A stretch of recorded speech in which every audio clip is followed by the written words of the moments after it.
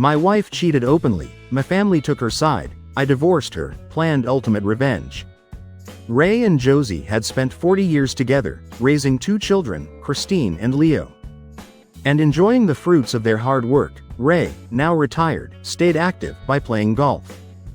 Despite some heart problems, Josie, energetic for her age, focused on maintaining their home. Though their marriage had faced challenges, it had settled into a familiar routine. However, cracks started to form. Josie, once content with their slower lifestyle, began to crave more. Ray believed they had adjusted to his health limitations, but Josie felt otherwise. Her growing dissatisfaction went unnoticed by Ray, creating an emotional distance that opened the door to something unexpected. One morning, Ray's golf game was cancelled due to heavy rain. Disappointed, he returned home earlier than usual. Not bothering to warn Josie, when he entered the house, he was stunned to see Josie in a pink silk robe. Standing with a much younger man, at 59, Josie still had an attractive figure, which clearly hadn't gone unnoticed by this stranger. As Ray walked in, Josie greeted him with a smile, and attempted to kiss him, but he pulled away. "Are you out of your mind, Josie? I'd rather not know where your mouth's been, though I can guess," Ray said, disgusted. Realizing what she had nearly done, Josie quickly introduced the young man, Luke, to her husband. Luke was about an inch shorter than Ray, but his fit, athletic build showed he was likely in his 20s or 30s. Possibly a former college athlete, his short brown hair and average face didn't stand out. But he confidently placed a hand on Ray's shoulder. Ray held back the urge to react violently. "Nice to meet you. Josie has told me a lot about you. Don't worry, in 25 or 30 years, I'll probably have the same issues you think I have." Ray missed the closeness with Josie, but thought they were doing fine, with some adjustments. Luke's smug smile irritated him, but Ray kept his cool. "Luke, get out of my house. If I see you here again, I'll kill you. I have a weapon." Luke's grin vanished, as he quickly left, mumbling, "I thought you didn't mind." Ray locked the door, and stormed to his bedroom, furious that Josie seemed unbothered by what had just happened. She followed him in, now with her robe closed. "That was rude," she remarked. Ray, still in disbelief, snapped, "Rude? I walk in on you with some guy you just slept with, and I'm the rude one. You're out of your mind, Josie." Josie softened, trying to touch Ray's shoulder, but he pulled away. "I'm sorry, Ray. What we had was nice, but it wasn't enough for me. You could have told me that. Where did you even find this guy? He's a friend of Marjorie's. When she didn't want him, gave me his information. He's just using you for easy sex, maybe, but I'm using him too, so what difference does it make?" Josie said, calmly. "How long has this been going on?" "A few months. He comes when you're golfing, takes care of me, and leaves before you're back. It doesn't affect you. You get your exercise, I get mine." Ray suddenly realized why Saturdays had become linen-changing days. "I don't care if I'm not here. I'm done with this. I'll give up golf if I have to." "Ray, be smart. You need your golf. This works for both of us, maybe for you, Josephine, but not for me. This was the last time." Ray went to his room to shower and change into something casual. Meanwhile, Josie dressed and drove to Christine's house, where her daughter lived, with her husband and 2 daughters. By the time Ray finished showering, the house was empty, with no note left. He assumed Josie needed space, which suited him fine, since he felt the same. The shower helped Ray calm down. While he understood Josie's needs, he couldn't justify her actions. He knew he wouldn't have done the same if their roles were reversed. And he wasn't willing to overlook her betrayal. The next day was the 4th of July, a holiday the family had always celebrated together. Ray prepped marinated chicken, hamburgers, and hot dogs for the younger kids, eager to spend time with everyone. The barbecue went smoothly, with friends and family gathering. Josie looked radiant, laughing and smiling, as if nothing had happened. Though Ray was still hurt by what he discovered, he considered forgiving her, given their long marriage. As guests began to leave, Ray excused himself for a nap, wanting to rest before the evening fireworks. After a couple of hours, he woke feeling refreshed, ready to enjoy the night. He changed, and went to the living room, where his family sat around the table. Josie was at the far end, with his granddaughters Julia and Allison, Christine and her husband Eric, and his son Leo and wife Rebecca. The atmosphere felt heavy, and Ray realized they were staging an intervention. Christine spoke first. "We need to talk about Mom."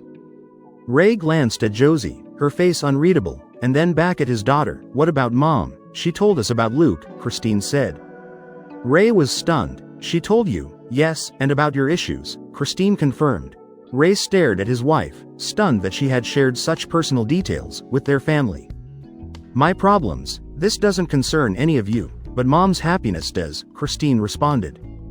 Ray turned to Josie. "Are you unhappy?" "I am happy, Ray. Please don't doubt that," Josie replied. Christine interrupted again. "But Mom has needs, and, well, you can't meet them, isn't that true? So I'm selfish for not accepting this." "We're not labeling it that way, Dad. We're just saying you should support Mom, taking care of things quietly, since you can't," Christine explained. Ray looked around the room, realizing his family seemed to accept, or at least tolerate, Josie's infidelity. He felt older and more defeated than ever. "Do you all agree?" Ray asked, searching their faces. They nodded, though some hesitated. He needed clarity. "Leo, do you agree with this?" Ray asked his son. "Yes, it'll help Mom," Leo said. "Eric," Ray turned to his son-in-law, expecting no disagreement. "I don't see it being a big problem," Eric replied. "Rebecca?" Ray asked his daughter-in-law, who seemed to shy away. "Well, as long as she's discreet," Rebecca said, uncertainly. Finally, Ray turned to his granddaughters. They were part of a different generation, and he wasn't sure where they stood on this issue. "What about you girls?" "Grandpa, we shouldn't be involved," Julia, the eldest, said. "Come on, you're almost adults, I'm sure you have opinions," Ray pressed. Julia and Allison exchanged glances, then looked at their parents, who urged them to speak. Ray knew what was coming. They had been convinced to side with their grandmother. "Well, a lot of our friends are fine with their partners seeing other people. It's just sex," Julia finally said. "It's just sex." Ray had expected to hear this eventually. Josie had clearly manipulated everyone to get her way and keep her affair going. Realizing there was no point in arguing, Ray looked at Josie, who was watching him eagerly. "That's it, Josephine. Majority rules, you'll get what you want." Josie's face lit up with satisfaction. Ray turned to leave, but heard her call his name. For a moment, he hoped she might reconsider.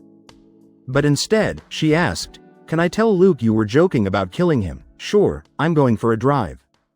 "Dad, it's time for the fireworks," Leo reminded him. "Go without me." "I don't want to go," Ray replied. As he left the house, he heard cheers behind him. Glancing through the window, saw Josie being hugged by the family, united in their support of her affair. She was already calling Luke to confirm their next meeting, assuring him that Ray had backed down. The family piled into the car, chatting and laughing, as they headed to the fireworks, confident Ray would come around. Meanwhile, Ray drove to a quiet hill overlooking the city, a place he often went to think. He was deeply hurt by his family's betrayal, feeling cast aside and useless. Their support of Josie's infidelity made him feel like an outsider. As if he had been discarded, much like the old stories of elders being abandoned, when they were no longer seen as useful. All Ray wanted was to sleep, but napping during the day had its downsides. It was after midnight, when he finally returned home. He saw that Christine's car was still there, along with Josie's, but everyone else had left. As he approached, Josie opened the front door. Likely alerted by the sound of his car alarm. "Where have you been? I was so worried," she said. Ray walked past her without responding. Christine sat on the sofa, looking at him curiously. "Why are you still here?" he asked. "Mom was worried when you didn't come back, after the fireworks. Everyone else had to leave early, so I stayed." "You could have answered your phone," Christine replied. Ray glanced at his phone, remembering he turned it off earlier. "As you can see, I'm fine. You can go home." Christine was shocked. Her father was usually kind and polite, but this was different. She watched him head to his bedroom, and shut the door. She grabbed her purse, kissed her mom goodbye, and left. By the time Josie finished cleaning, Ray was already asleep. The house remained quiet. The following week, Josie knew Ray wasn't happy with her affair, but believed he would come to terms with it because he loved her. She was confident he would eventually forget or push it aside. For Ray, though, it felt like his life had crumbled. After decades of being a devoted family man, he was now cast aside by the very people he had prioritized. Josie's decision to involve the family in her affair marked the end of their marriage in his eyes. Their support of her betrayal shattered his sense of belonging in the family. Everything he had built was slipping away. On Saturday, Ray followed his routine and drove to the country club to meet his golf group. These were 8 older men who mixed up their foursome weekly. Though Ray tried to focus on the game, he knew exactly what was happening at home. His performance wasn't the worst, but it was the worst he'd had in a while. Smiling through the lighthearted jokes felt nearly impossible. Josie watched Ray leave for golf at 7 a.m., hoping to show affection with a kiss, but he remained cold and distant. Though she hated hurting him, she pushed the thought aside. When Luke arrived, she had him parked down the street to avoid attracting attention. After he knocked, she let him in, wearing only a robe, which quickly ended up on the floor as they kissed passionately. Luke lifted her into his arms and carried her to the bedroom, where their encounter lasted about 2 hours. Afterward, Luke showered, while Josie made the bed and started laundry. By the time Ray was expected home, everything was in order. When Ray didn't return by 2 p.m., Josie became slightly concerned. By 3 p.m., she started calling him, but all calls went to voicemail. By 5 p.m., with still no word, her worry grew. By 7 p.m., she called Christine for help. Soon, Christine, her husband Eric, and their daughters were at Josie's house. Eric went to the country club, where he learned Ray had left hours earlier. Christine called the police, but they couldn't officially file a missing person report yet. With no way to reach Ray's golfing friends, the family was left to wait anxiously. Around 11 p.m., Julia saw headlights coming up the driveway. Sensing a confrontation, she and her sister went upstairs. While Eric, already asleep, stayed in Leo's old room, only Josie and Christine remained to face Ray. Ray entered the house, unsurprised to see Josie waiting in the hallway, and only mildly surprised to find Christine still there. He had seen her car outside, but assumed she might leave them alone. "Where have you been?" Josie snapped. "I was playing golf," Ray replied, calmly. "Not this afternoon, you weren't there anymore." "True, after golf, I had lunch at the clubhouse, then I saw the new Dwayne Johnson movie. Not bad, a bit cliched though." "I don't care about the details, Raymond," Josie shot back. "You asked where I was," Ray muttered. "I want to know why you didn't come home, and why you ignored your phone." "My phone didn't ring," Ray said, showing her it was off. "And I didn't come home, because I didn't want to be here, when your friend was," Josie, frustrated, said. "Everything was cleaned up long before you finished golf. There was no reason for you to stay out all day. As I said, I won't be here at the same time as your friend. It's late, I'm going to bed." Ray walked past Josie, briefly meeting Christine's gaze, but saying nothing. As he went to the bedroom, he expected one of them to follow, but neither did. As he got ready for bed, he overheard voices in the hallway, and realized Christine's family was gathered in the house. Great, he thought. By the time Josie came to bed, Ray was already asleep. The following weekend passed similarly. Josie neither called nor texted. She had accepted that Ray would be gone all day, and used the time to thoroughly clean the house again.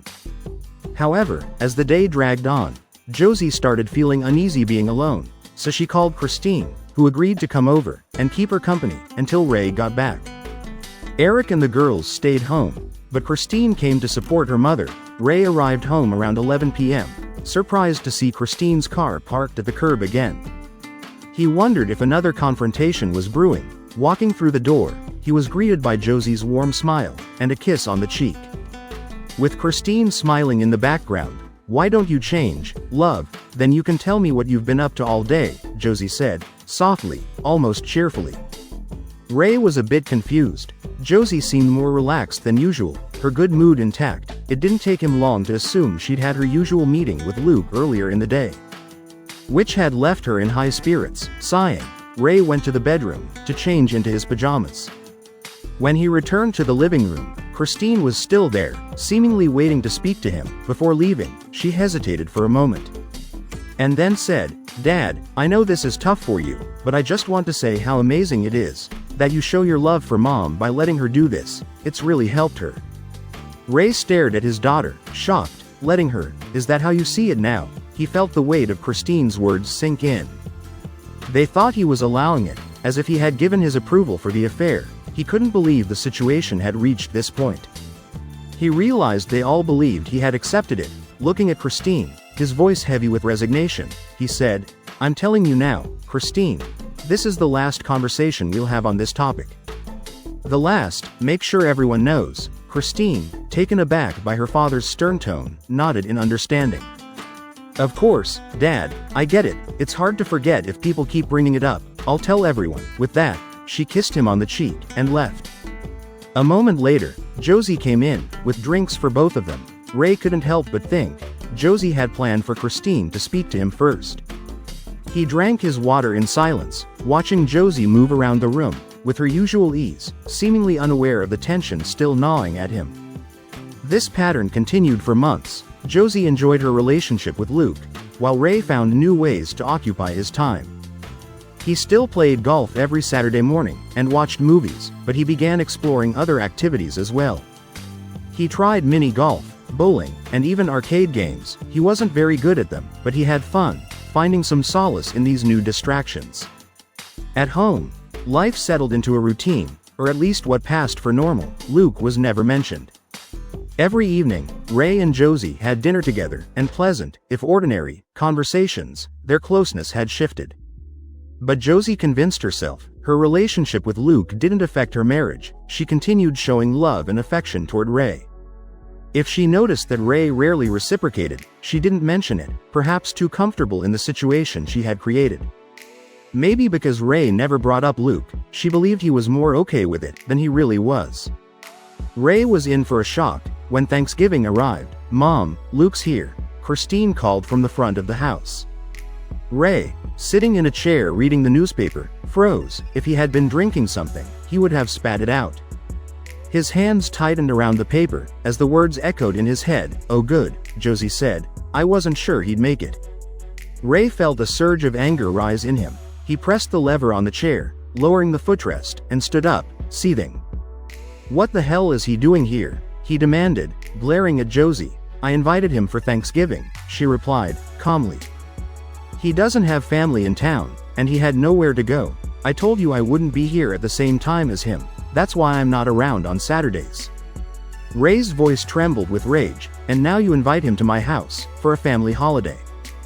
This is my home too, Raymond. He's not here for sex, it's just dinner. I expect you to behave," Josie said, coldly, standing firm. Ray couldn't believe what he was hearing. Josie turned and walked to the front door, to greet Luke, introducing him to their children, their spouses, and their granddaughters, as though it were the most natural thing in the world. She took Luke's hand, and led him into the living room, to meet Ray, but when they turned the corner, Ray was no longer there. Or at least not in the chair, where he had been moments before. Josie looked around, puzzled, before realizing he had left. She headed to the kitchen. Hearing the garage door motor start, she arrived just in time, to see the door lowering, as Ray's car pulled out of the driveway. "Was that Dad who just left?" Christine asked, noticing the taillights disappear. "Yes, it was," Josie responded, irritably, heading to her bedroom to gather her thoughts. Luke, looking uneasy, approached Christine. "Should I go?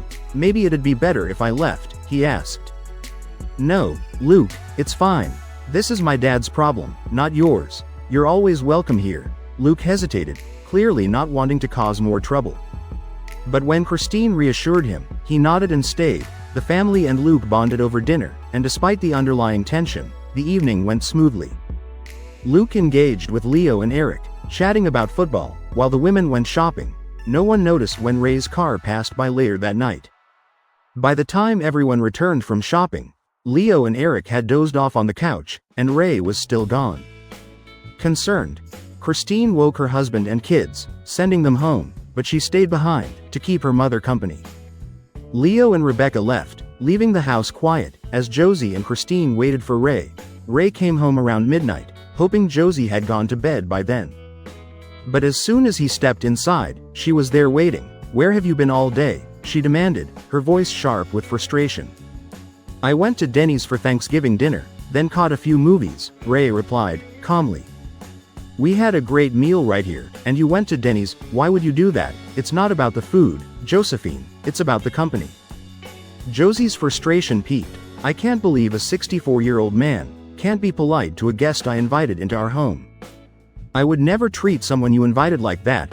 I told you I wouldn't be in this house at the same time as him. That didn't just mean when he's here for sex, I meant anytime. And you knew that, yet you did it anyway. It was just dinner, Ray, maybe for you, Ray said, raising his newspaper between them, ending the conversation. After 5 minutes of silence, Christine knelt beside him, her voice soft, almost childlike. Dad, please try to understand that he means a lot to her.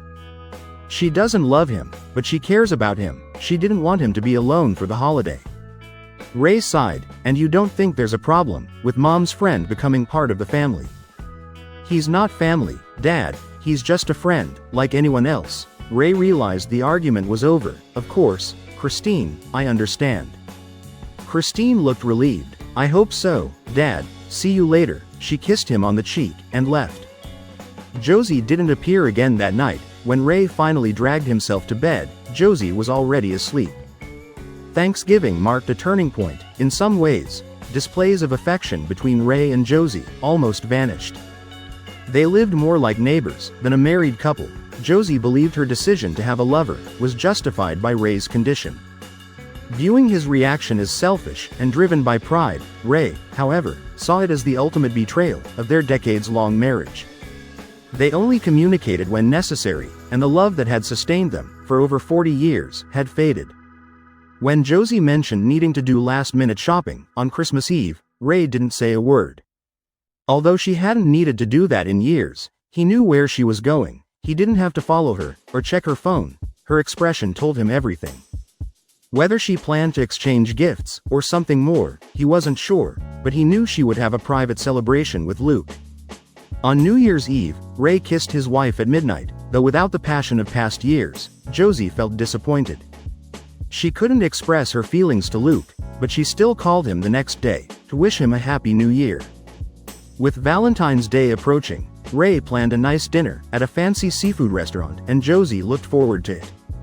Thinking maybe her husband was coming back to her, but Ray had lingering suspicions. Josie's desire to spend holidays with her lover made him suspicious about Valentine's Day. He doubted she'd let the day pass without seeing Luke, so Ray left the office for a bit to watch the house. He parked at the end of the street, with a clear view of the front door. Sure enough, Luke parked around the corner and walked to the house. Ray half expected him to walk right in, but instead, Luke knocked, and Josie let him in. Ray doubted they were just going to talk. It was their personal Valentine's Day celebration. Apparently, they weren't just casual lovers anymore. That evening's dinner was subdued. Josie approached Ray with hope, thinking they might rekindle their relationship, but the good mood he'd shown over the last few days was gone. Josie was disappointed, but tried to make the best of it, wondering what had changed. With no small children around, Easter was just an excuse for a big family dinner. They hid a few large plastic eggs in the yard, usually containing gift cards or something similar. It was just for fun, and to get into the holiday spirit. To Ray's relief, Luke wasn't invited. Josie had at least respected that, after the Thanksgiving disaster. But Ray knew she met him on days other than Saturday mornings, maybe more often than he realized. She had done it for Valentine's Day, and she could easily do it on other days as well. After the morning festivities ended, Ray announced he was going to lie down. While he was a little tired, it was nothing he couldn't handle. He mainly wanted to avoid being around the family that had betrayed him. He couldn't avoid them completely, but he could limit his time with them. It was a beautiful day, so he opened a window overlooking the backyard, letting a cool breeze in. Unfortunately, he also overheard Josie and Christine's conversation. "So how's Luke doing?" he heard Christine ask, not too loud. "I don't want your father to hear." Okay, Christine replied, lowering her voice, but still loud enough for Ray to hear. "I just can't believe my mom has a boyfriend, 10 years younger than me. He's not my boyfriend, Christine, he just..." "Come on, Mom, you sleep with him 2-3 times a week, and you both go out to dinner. You might not want to call him your boyfriend, but that's what he is."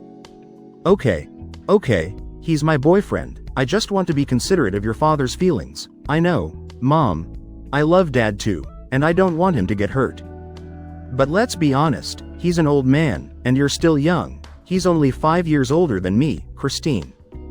In actual age, yes, but you're active, and he can barely get through the day without a nap. you deserve this. Honestly, I'm a little jealous you're dating again. Does anyone else know, other than Saturday mornings, Leo, Eric, Rebecca? No, I don't involve them. Does everyone agree with this? Leo and Eric think it's fine. They agree that I should meet my needs, since Dad can't anymore. Rebecca's the only one who thinks it's wrong, but she doesn't want to hurt Dad, so she won't say anything. What Dad doesn't know won't hurt him. Hearing how deep Josie's betrayal ran, and how Christine fully supported her mother's affair, Ray felt the last bits of love and affection for them leave his heart. Though he had made tentative plans before, out of love for his family and his long marriage to Josie, he had held back. Now it was time to begin his final plans in earnest. Ray quietly closed the window and lay down. Over the next few months, Ray's relationships with Josie and Christine deteriorated further. Things weren't much better with his sons and son-in-law, but he tried to improve things with Rebecca and his granddaughters. Believing they were too young to fully understand the situation, Mother's Day had its own traditions in Ray's family. For them, it meant brunch at an upscale French-themed restaurant. The food and service were excellent, with prices to match. When the kids were younger, Ray used to take the family out to celebrate with Josie. As the kids grew up and started working, they took over the tradition. Doing the same for Father's Day, the family had an unusual arrangement. The other parent didn't attend the celebration. Years ago, Ray stopped going to Mother's Day, and Josie stopped attending Father's Day. The kids celebrated with each parent separately, and Ray had always been fine with that. Until this year, he had a feeling, based on recent events, that something wasn't right, so instead of spending his usual free time reading, Ray dressed and headed to the restaurant. Josie had been gone about 30 minutes, so he knew she'd be there. He didn't plan on participating, or even letting anyone know he was there. In fact, he doubted he'd even have to get out of the car. He drove around the parking lot, easily spotting Christine and Eric's car. Then Josie's car, followed by Leo and Rebecca's. Ray began to hope he was wrong, but then he saw what he had feared, tucked away in a corner parking spot, Luke's car. Ray had seen it enough times to recognize the license plate. His wife, or maybe his daughter, had invited her lover to a family event, fully knowing Ray wouldn't be there. Despite all that had happened, and despite Ray's fading love for Josie, this new betrayal filled him with rage. Any plans to temper his actions vanished. Ray returned home, grabbed his golf clubs, and headed to the local course. He went through several buckets of balls, losing count by the end. He was exhausted. His shots weren't very far or accurate, but he felt better. He drove home, ready for a nap. They considered him useless, thinking he couldn't get through a day without rest. He'd let them continue to think that. Josie greeted him when he walked in. He wondered if she had a private celebration planned with Luke, though he no longer cared. It still hurt, but it wasn't worth worrying about anymore. As he walked through the door, he wondered if she'd admit to inviting Luke, if given the chance. "How was Mother's Day with your family?" Ray asked, putting slight emphasis on family. "It was wonderful, Ray. Thanks for asking. I had a great time with the kids," Josie replied. She didn't mention Luke. Did this mean the family now considered him part of it, or had she just decided not to mention him? Ray realized he would never know. He went to the bedroom and took a nap. Soon the 4th of July came around again. Josie was in a good mood, and Ray knew why. He had stayed by her side for nearly a year now, and Josie undoubtedly thought she had it all figured out. She had a husband who supported her, and a younger man she met with several times a week. In her mind, her life was nearly perfect. Luke had started a new evening job, allowing him to spend a few half-days a week with Josie. Though the pay wasn't much, that wasn't why she was with him. To avoid rubbing it in Ray's face, they mostly stayed out of Josie's bedroom. Except for their Saturday mornings, they used Luke's apartment, or borrowed a friend's place when necessary. Since Luke had roommates, the hardest part for Josie was excluding Luke from family events. She didn't bring it up with Ray again, knowing he wouldn't change his mind. And that was the only thing that really upset her, at first, and even now. She hoped Ray and Luke could at least become acquaintances, if not friends. In her view, they weren't competing. Luke gave her one thing, and Ray gave another, so she spent her days with Luke, and evenings and weekends with Ray. She didn't understand why it couldn't work, so reluctantly, she didn't invite Luke to the family barbecue and fireworks outing. The family arrived early to help with meal preparations, and Ray made sure to stay visible and active. ensuring no one could doubt later that he was tired. He carefully watched the crowd, wondering if Josie might sneak Luke in, but he never showed up. As the day wore on, Ray pretended to get more tired. Although some of it was real, much of it was exaggerated. Maybe he overdid it, as Josie seemed to notice and approached him. "Honey, why don't you lie down and relax before the fireworks?" she suggested, gently. The hardest part of all this for Ray was knowing Josie still loved and cared about him, which made what he was about to do even tougher. "I'm not going to the fireworks, I just want to enjoy the day with my family and head to bed early." "Ray, are you sure? You missed them last year, but before that, you always loved going," Josie said, genuinely concerned. "Yeah, I'm sure. I guess I'm just getting old, but everyone else will have a great time without me." "Okay, if you're sure." As soon as she left him, Ray watched her weave through the crowd, searching for Christine. He realized Josie was trying to confirm if he would attend the fireworks. Because she planned to invite Luke, even though it didn't change anything, the fresh betrayal stung deeply. As the evening progressed, most guests left, leaving only family. Josie, Christine, Leo, and Eric all stopped by to ask Ray again if he wanted to join them for the fireworks. Expressing how much they'd miss him, Ray saw through it, realizing his family was slipping away from him. As they prepared to leave, he swallowed his anger and said a few words to each family member. Despite the past year, he cherished the memories of their time together and would miss those moments. He hugged his granddaughters the longest. Ray watched with a heavy heart as the family piled into Christine's minivan, laughing and happy, not even noticing his absence. He tried to push them from his mind and focused on his next steps. The family returned later than usual, giving Josie time alone with Luke. Luke thanked them for including him, especially since he had no close family nearby. Although only Josie spent much time with him, the family had come to accept him as part of their extended circle, and appreciated how happy he made Josie. They said their goodbyes at the park, since he couldn't come back to the house. When the family got home, they tried to be quiet, so as not to disturb Ray. They poured drinks, and sat around the dining room table to chat for 30 to 45 minutes, before Josie suddenly remembered Ray, and asked Leo to check on him. Leo got up, and slowly walked into the bedroom. He didn't find Ray asleep, but noticed the bedspread pulled back, revealing the snow-white sheets Josie always insisted on. He saw Ray's wedding ring, and a flash drive. "This wasn't a good sign." "He's not there," Leo said, when he returned. "What do you mean he's not there?" Josie asked. "He's gone, Mom. No one's been in the bed, and I found this on the sheets," Leo replied, holding up the ring and flash drive. Not fully believing it, Josie rushed to the bedroom, and saw for herself that the bed was unused. When she returned to the living room, Eric was already connecting the flash drive to the laptop. The drive contained only one large file. Josie nodded to Eric, and he double-clicked it. The video began playing. And at first, they saw a blank wall, but heard voices. Moments later, Ray appeared on camera. "Is it recording?" Ray asked someone off-screen. "Yes," a woman's voice replied. Ray turned to the camera. "Good evening, everyone. If I've timed this right, you're watching this a little after 10 p.m. Just back from the fireworks show." Everyone reflexively looked at the clock, and saw it was nearly 11 p.m. They hadn't bothered to check on Ray when they got home. "At this moment, I'm on a plane, flying far beyond the borders of the United States. In case you're wondering, I won't be coming back." "No," Josie cried, breaking into tears. "You betrayed me." The video continued. "Each of you, my wife, who had my love and support for over 40 years, never having to work a day outside of raising our children, threw me aside like trash, for a man half my age, and when I dared to object, you turned the whole family against me. I thought 40 years of loyalty, dedication, faithfulness, and support would mean something to you, Josephine. I deserved better. Your desires, and let's be honest, they were wants, not needs, should have taken a backseat to my feelings. Doing this behind my back was bad enough, but forcing the family to side with you was even worse. That day felt like 7 knives stabbed into my heart. Christine, you betrayed me just as much as your mother. Growing up, you were always daddy's girl. We did everything together.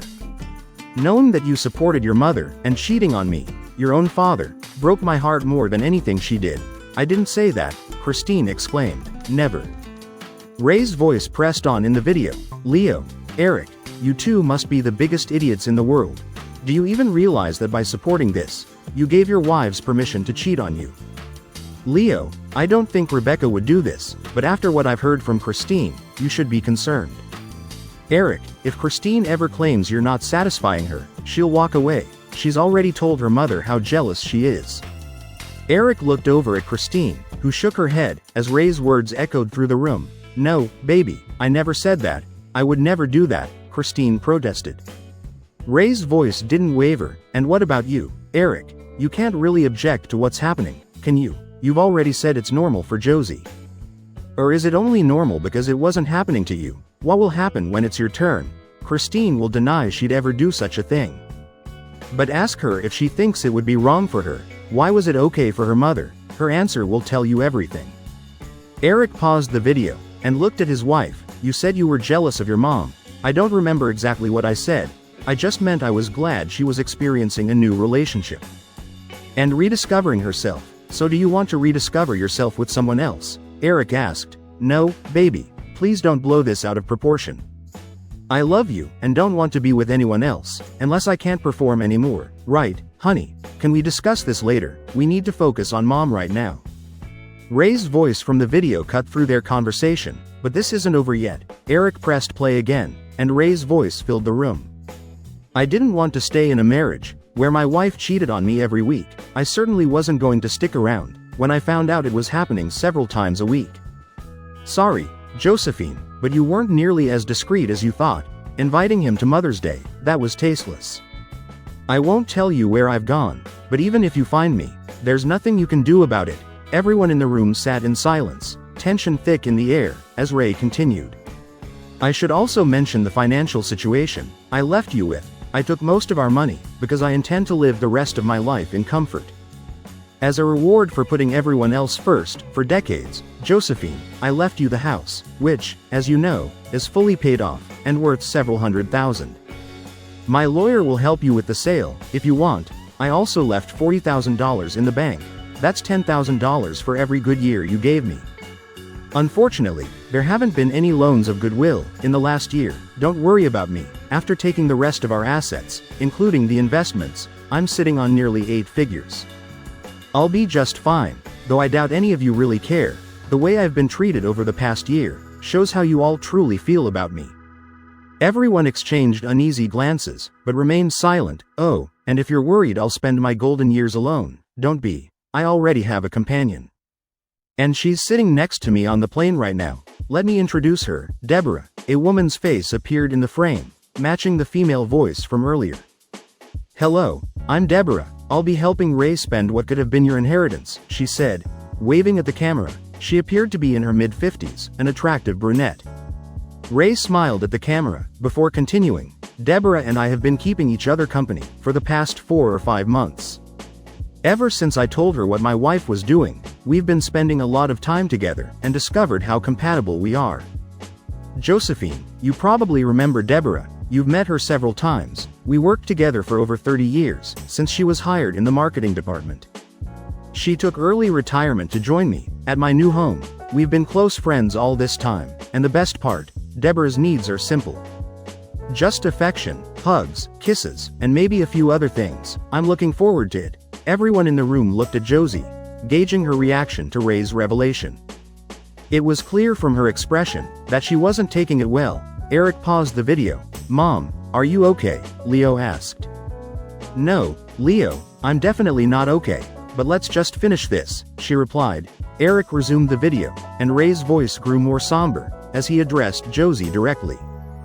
Josephine, I loved you from the day we met. If anyone had told me you could treat me like this, I would have knocked them out before they could finish. I looked forward to spending our final years together, with visits from our children, grandchildren, and maybe great-grandchildren.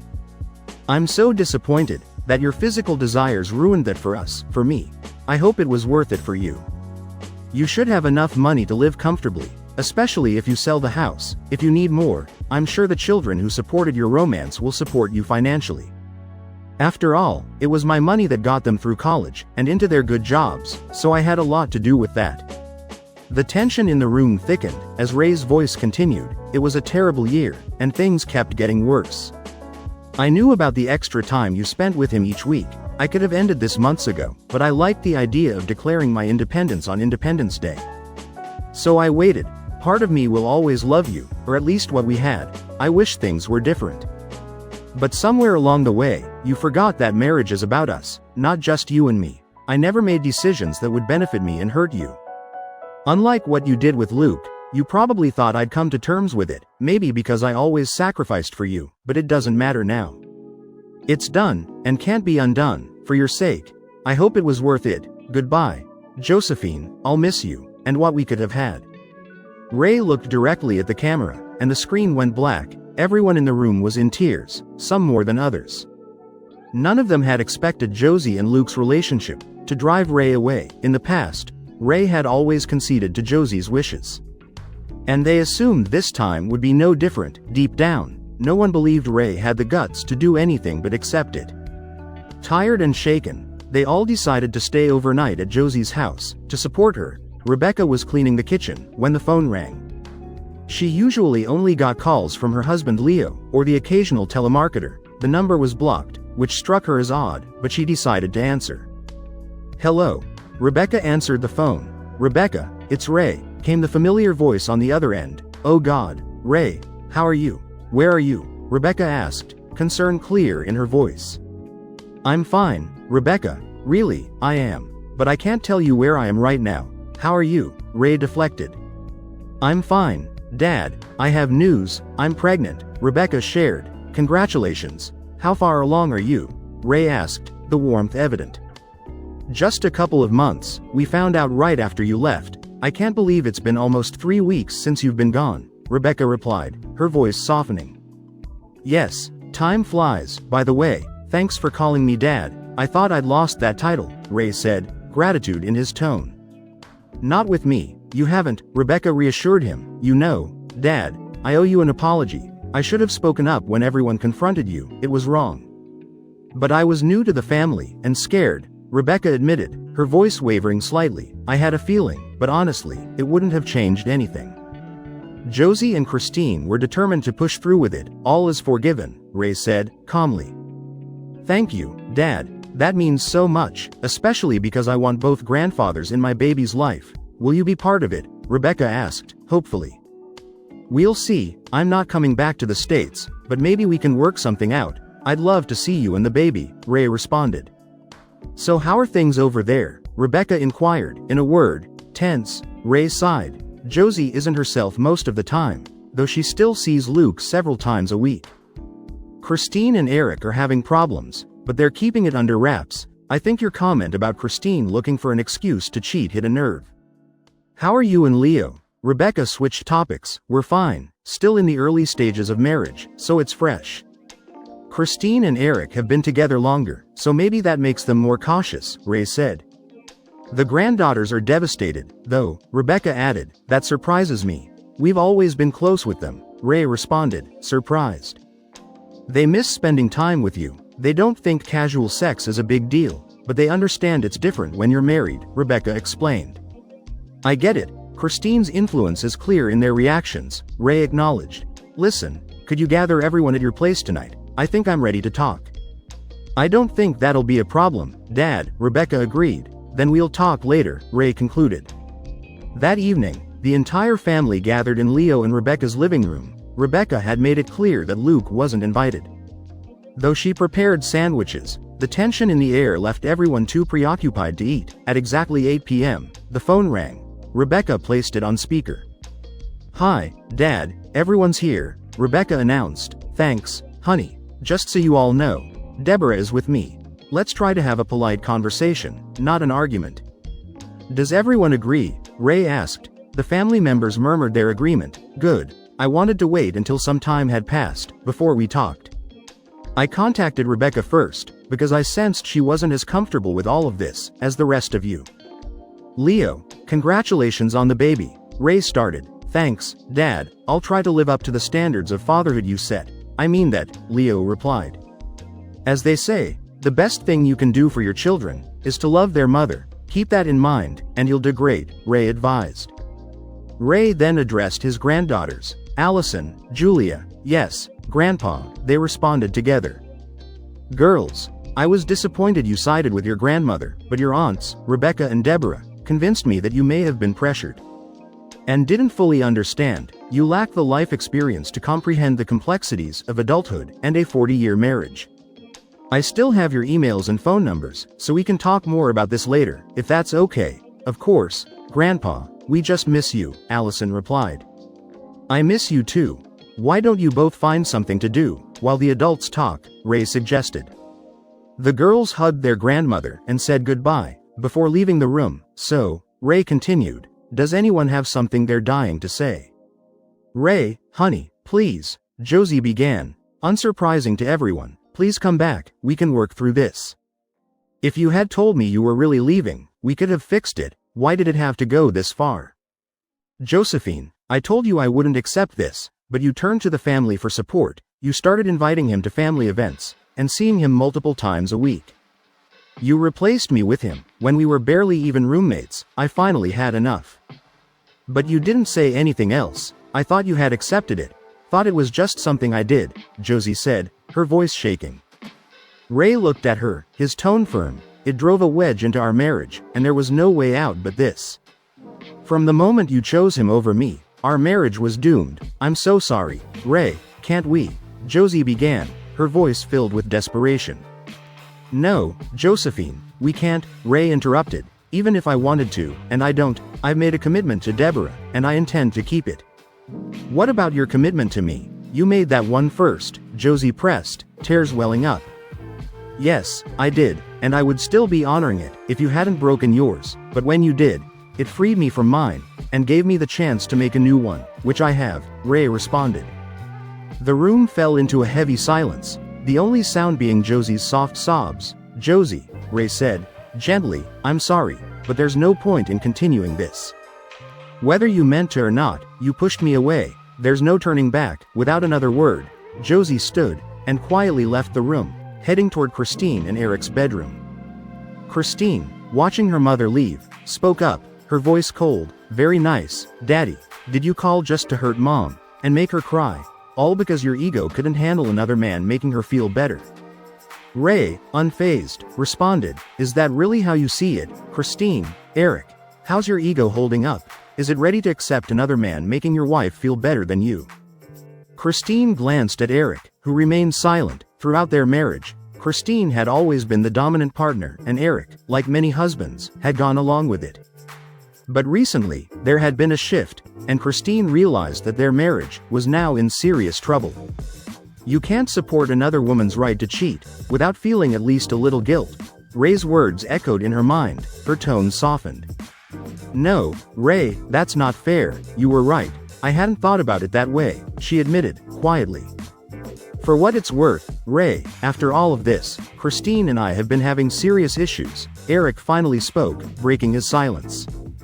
I understand, Ray replied, but let me tell you this. Fight for your marriage before it's too late, you two love each other, but you started taking that for granted. I noticed it before all of this happened. Let this be a wake-up call, not the end. Remember, you're a team. Christine lowered her head. I never meant for this to happen, Dad, she whispered, her voice heavy with guilt. I know, but Christine, Josie didn't do this alone, Ray said, his tone calm but firm. The room went quiet again, the weight of Ray's words hanging in the air.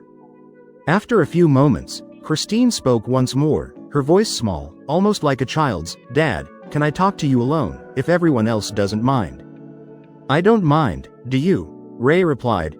Christine glanced around the room, and seeing no objections, she took the phone, and retreated to a spare room, closing the door behind her. Dad, I'm scared, Christine confessed.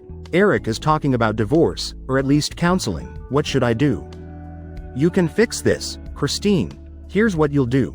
Now that your daughters are mostly grown, put the time you used to spend raising them back into your marriage. This isn't free time, like your mother thought. You're his partner, not his boss, Ray advised.